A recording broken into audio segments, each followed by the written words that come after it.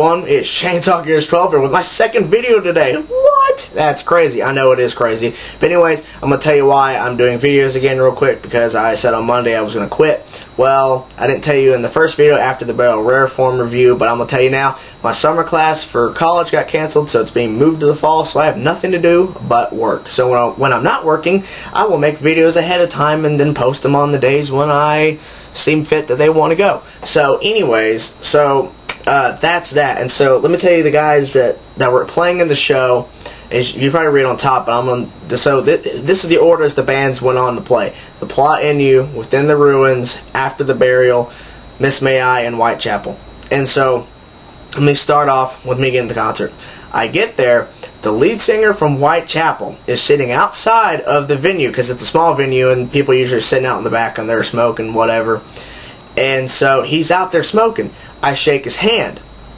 I was like, good luck at the show, when he doesn't need it, because he's freaking the lead singer of Whitechapel. Phil, it's Phil, come on. This guy's ridiculous. And so, I'm going to get into that later. So, but I get in there, and people are finally getting there. Finally, 6:30 hits, because they're starting the show early, because it's a 5-band set. Just 5 bands are going to be there. So the Plot in You goes on up. And so before this concert, I had never heard of the band, and so I'm like, well, it's obvious they're an opening band, because I've never heard of them. Never heard of them until I went and bought the ticket and saw who was playing on the show. Because all I knew who was playing was Miss May I and Whitechapel, so I didn't know who else was playing.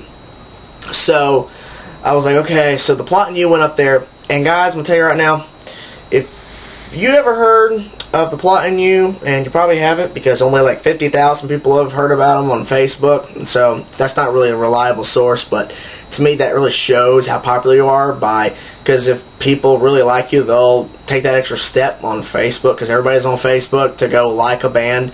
So I saw that they had 50,000 fans. I just didn't go and listen to the music, but they went up there and they started playing songs, and like I said, guys, if you ever heard of them, I'm sorry, but this is my opinion. You can go check them out if you have a different opinion or you want to know what you think of them. But to me, I felt like the band had too many breakdowns. Got to readjust myself in my seat.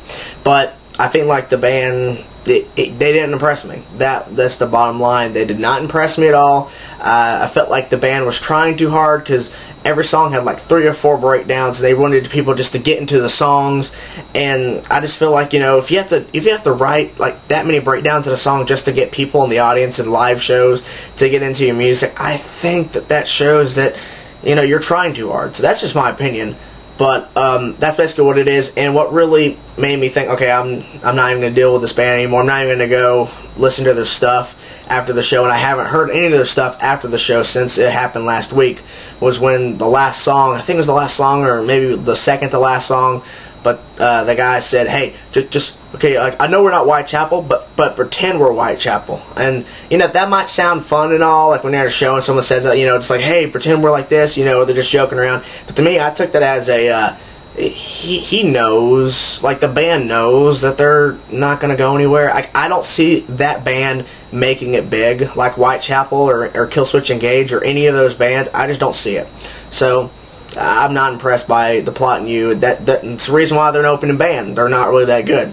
So anyways, Within the Ruins. I knew about this band prior to the show. I've heard, I think it was Invade. I think that's the song Invade. They did a music video for it, and I discovered them through randomly clicking on suggestions under, you know, other videos I would watch of metal, and I just kept scrolling, and I finally discovered them, and I really dig their music. A lot of their riffs kind of sound like a lot of other bands, but I think some of their, like, especially on that, like, they finished the show with Invade, the song that I discovered, and a lot of harmonizing parts, and I don't know if they have 2 guitarists, because only one guitarist was on stage, but a lot of the stuff, like, it sounded like a backing track was playing like another guitar part, while the guitarist on stage was playing another part, harmonizing that back track.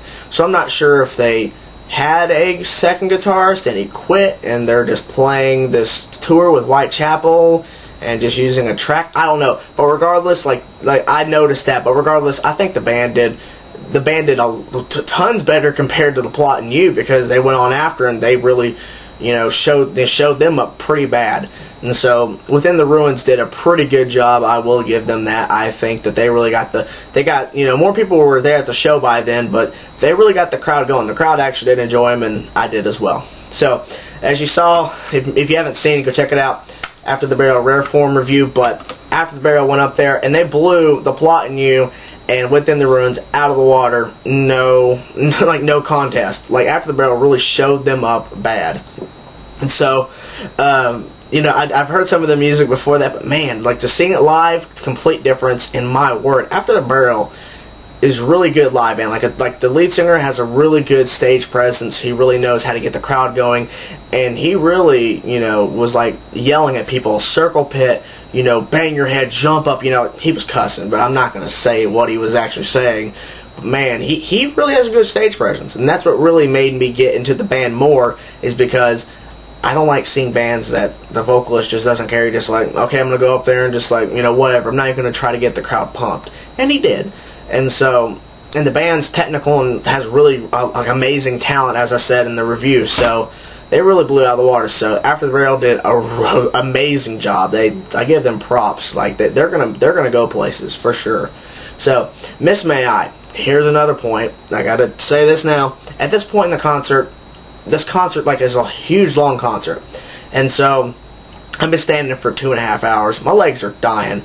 There's a little stool place where there's 10 or 12 stools next to a bar, because it's the Orange Pill where I was at. It's technically a bar, but you can get in if you're under 21. It's put X's on your back of your palm so you can't get liquor. But there's a stool place for people to go to sit down. So I was sitting down. Miss May I went on stage, and I heard a few songs, and I was like, okay, this might be cool.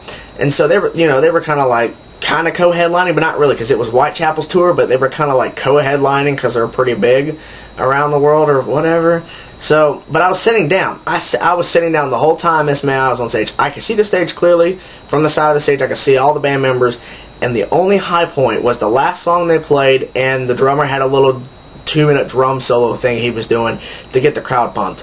I felt like the band, the songs they picked, and I don't know if it was the songs they picked that night or if it was just the way that they are, but the lead singer of Miss May I reminds me so much of the old singer from Dragon Force. Long hair, and was just screaming at people. And so I just felt like Miss May I, the songs I heard were actually good. The songs that I have in my possession that I listened to from Miss May I is good, but the songs they played live just sounded like every other metal band that I've heard that's been opening for the big band I'm waiting to see.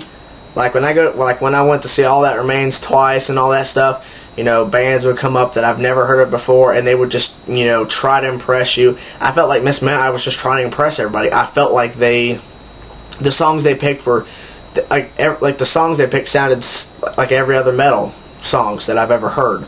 And so they didn't impress me. The only impressed thing, I'll say again, the 2-minute drum solo the drummer had, which at a minute in, it sounded the same. It sounded like he was just playing the same beat. He was just playing it faster, whatever. And then the last song actually had guitar harmonies, but the other songs, just a bunch of riffs, and it didn't really go anywhere.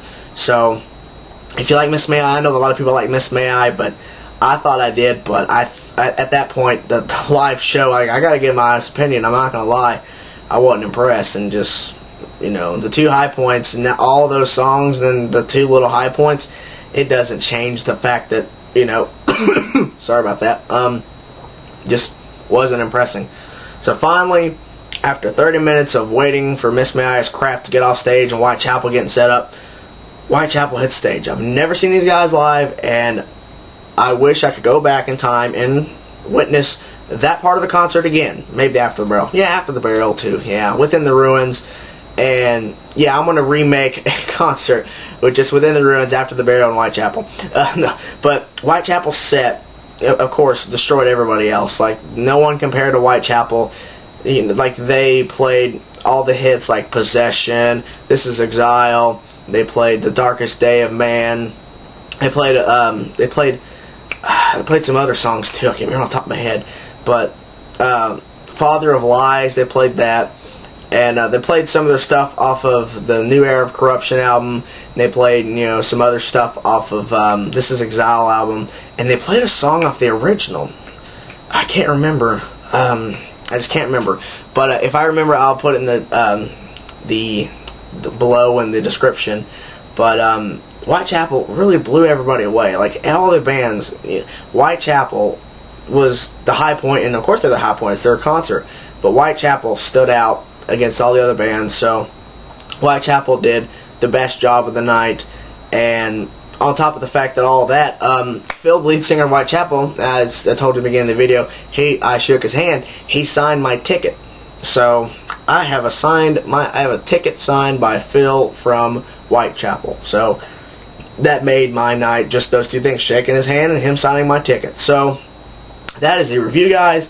I'll give the number ratings for the band's live performances in the description below, because I can't really think on top of my head what I would give them. So I'm going to give some thought while I go edit the video and blah blah blah. So that is the video, guys. So I will see you guys tomorrow with Weekly Metal Topic episode 13, and that is it.